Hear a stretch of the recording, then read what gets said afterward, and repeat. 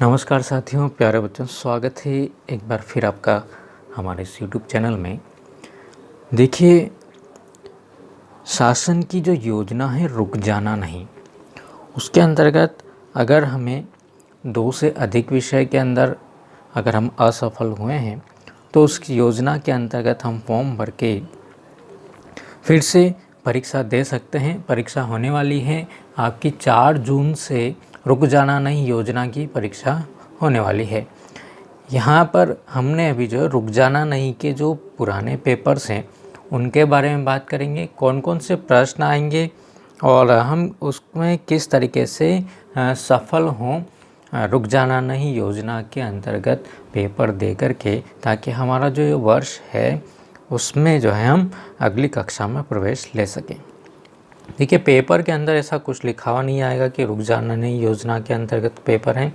यहाँ पे सिर्फ लिखा हुआ है दिसंबर 2019 में रुक जाना नहीं की परीक्षा हुई थी उसका अंदर, और इसका जो पेपर है आपका पूरा उसी पैटर्न पर जो है आने वाला है। जिस तरीके से आपने वार्षिक परीक्षा के अंदर जो परीक्षा दी थी, सिर्फ उसी पैटर्न पर आपको प्रश्न जो हैं पूछे जाएंगे।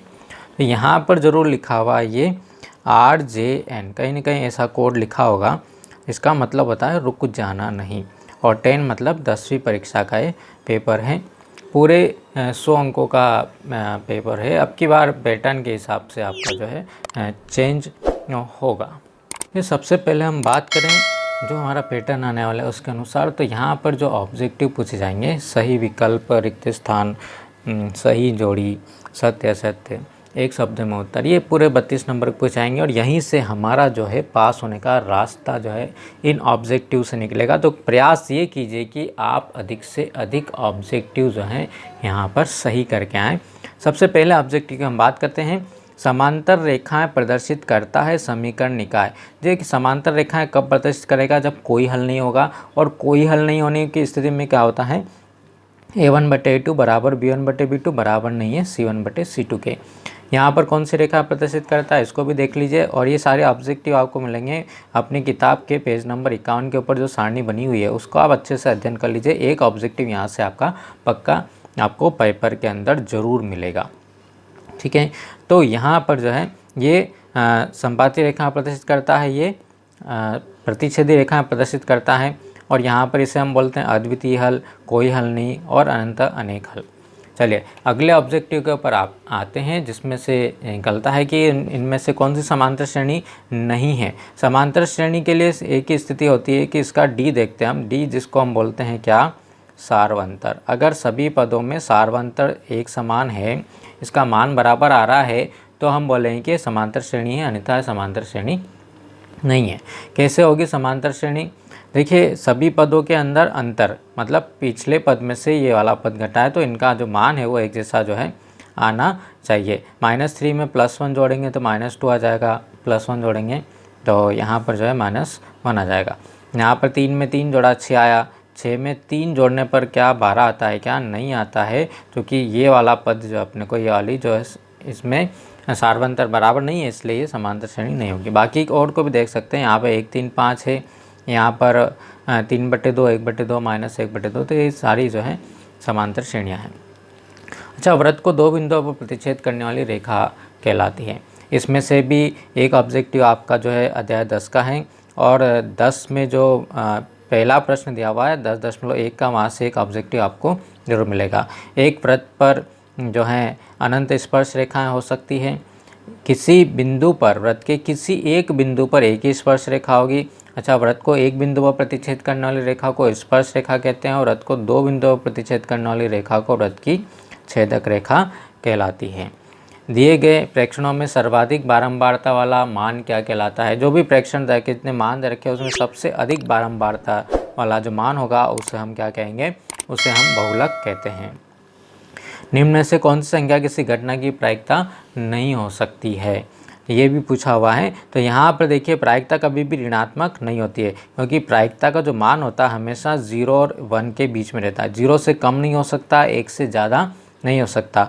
यहाँ पर अगर किसी घटना की प्रायिकता का मान 0 है तो उस घटना को हम क्या बोलेंगे? असंभव घटना कहेंगे, ठीक है। मतलब असंभव घटना की प्रायिकता जो होती है वो 0 होती है। अगर किसी घटना की प्रायिकता का मान 1 है तो हम उसे निश्चित घटना कहते हैं, और निश्चित घटना की प्रायिकता का मान हमेशा कितना रहता है, 1 रहता है। तो ये भी आप ध्यान रखिए, यहाँ से भी आपको 2 ऑब्जेक्टिव आपके क्लियर हो गए। असंभव घटना और निश्चित घटना की परिभाषा भी यहाँ से क्लियर हो गई। मान लें आप तो 4 या 5 ऑब्जेक्टिव आपके यहाँ से केवल इस टॉपिक से क्लियर हो सकते हैं। यहाँ पे ऋणात्मक नहीं होती है, इसलिए इसका जो आंसर होगा वो -1.5, ये इसका बी वाला भाग जो है करेक्ट हो जाएगा। चलिए आते हैं हम इसके अगले प्रश्न की तरफ, जिसमें लिखा हुआ है रिक्त स्थानों की पूर्ति कीजिए। 5 आपके पुराने पैटर्न से हैं। देखिए आपको जो है 6 तो सही विकल्प मिलेंगे, ठीक है, 7 रिक्त स्थान मिलेंगे, 6 सत्य असत्य मिलेंगे, 6 सही जोड़ी मिलेगी, और जो है 7 जो है 1 नंबर के प्रश्न यहाँ से कुछ न कुछ 6-7 का रहेगा। इस प्रकार से कुल 32 नंबर के ऑब्जेक्टिव आपको जो है यहाँ पर मिलने वाले हैं। तो किसी त्रिघात बहुपद के अधिकतम शून्यक, देखिए जितनी घात होती है उतने ही शून्यक मिलेंगे।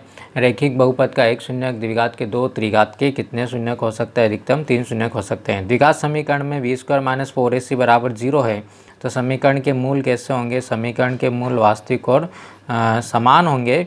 वास्तविक और समान यहाँ पर हम लिखेंगे, समीकरण के मूल यहाँ पर होंगे अगर ये d का मान, ये इसका सूत्र भी है d बराबर v² - 4ac। व्युत्क्रम कर का जो सूत्र है वो भी यहाँ से आप जो इसमें लिख सकते हैं। अगर पूछा है कि व्युत्क्रम का सूत्र लिखिए तो d बराबर v² - 4ac। कोई सवाल भी आ सकता है, 2 नंबर का छोटा सा सवाल, 3 नंबर का। तो सभी समबाहु त्रिभुज कैसे होते हैं, तो सभी समबाहु त्रिभुज समरूप होते हैं। समरूपता की परिभाषा, सभी वर्ग समरूप होते हैं, सभी वृत्त भी जो हैं समरूप होते हैं। तो आप तैयार कर लीजिए। यदि 3 बिंदु सरेख हैं तो उनसे बने त्रिभुज का क्षेत्रफल, अगर बिंदु तीनों एक ही रेखा पर स्थित है तो त्रिभुज निर्मित नहीं होगा, और जब त्रिभुज निर्मित नहीं होगा तो उसका क्षेत्रफल हमेशा कितना रहेगा, 0 के बराबर रहेगा। आर त्रिज्या वाले वृत्त के त्रिज्यखंड का कोण थीटा है तो उसका क्षेत्रफल, त्रिज्यखंड का क्षेत्रफल का सूत्र आपको याद रखना है, क्योंकि इसका सवाल जो है आपको अंदर ही पूछा है कि वृत्त के त्रिज्यखंड का क्षेत्रफल जो है ज्ञात कीजिए। तो त्रिज्यखंड के क्षेत्रफल का जो सूत्र है πr² थीटा बटे 360, ठीक है। वृत्त के क्षेत्रफल पूछा है इसलिए वृत्त का क्षेत्रफल और थीटा बटे 360 आप लिख लीजिए। अगले प्रश्न पर हम आते हैं, जिसमें लिखा हुआ है सत्य और असत्य में उत्तर लिखिए। परिमेय संख्या का दशमलव प्रसार शांत है, ये तो इसमें से कोर्स में से हटा दिया गया है वैसे। तो ये जो है वैसे असत्य, इसका आंसर जो है सत्य नहीं होगा, क्योंकि इसका दशमलव प्रसार अशांत होगा, क्योंकि नीचे जो गुणनखंड है हर में वो 3 और 5 के गुणनखंड हो रहे हैं, और केवल 2 और 5 का गुणनखंड हो तो प्रसार शांत होता है। रैखिक बहुपद का आलेख सदैव होता है। यदि ये रैखिक बहुपद है तो रैखिक बहुपद का जो आलेख होगा वो हमेशा सरल रेखा होगा।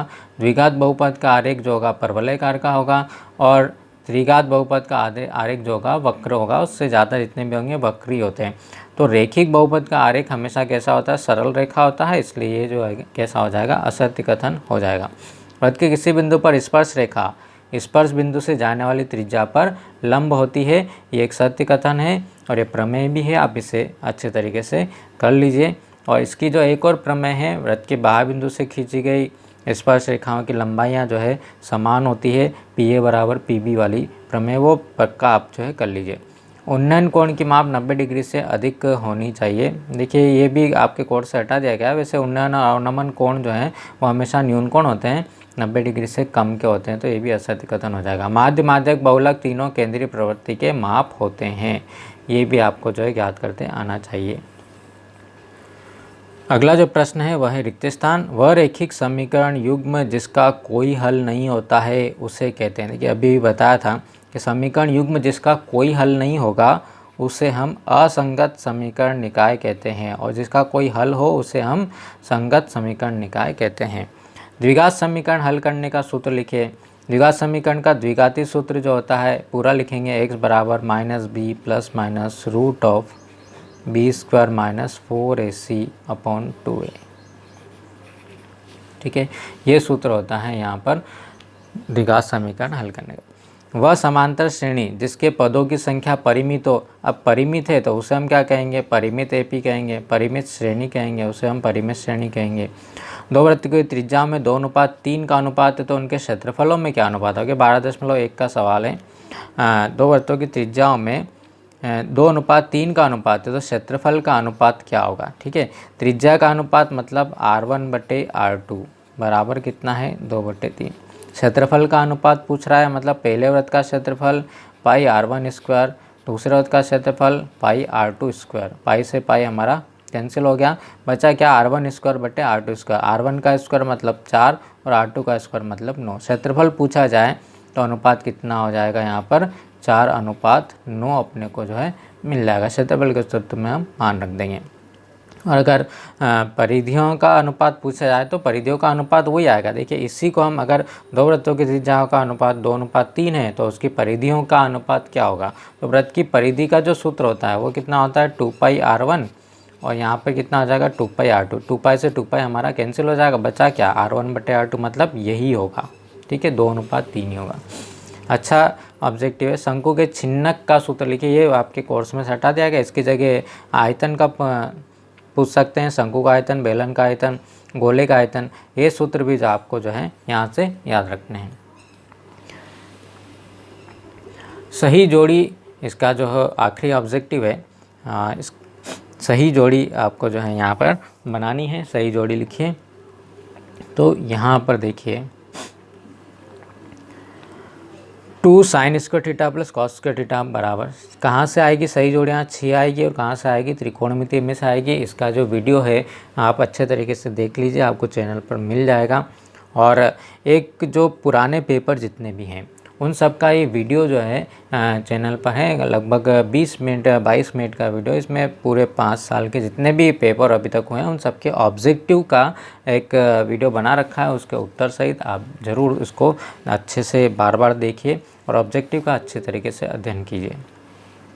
यहाँ पर सर समीकरण sin² थीटा धन cos² थीटा का मान 1 होता है, लेकिन इसके आगे कितना का गुणा है 2 का गुणा है, तो इसका जो सही आंसर मिल जाएगा 2। ठीक है, सी वाला भाग जो इसका सही हो जाएगा।